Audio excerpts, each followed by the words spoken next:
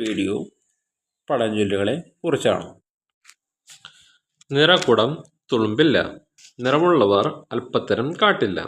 വിദ്യ കൊണ്ട് സംസ്കാര സമ്പന്നനായ ഒരാൾ ഒരിക്കലും അല്പന്മാരെ പോലെ ചാബല്യം കാട്ടുകയില്ല.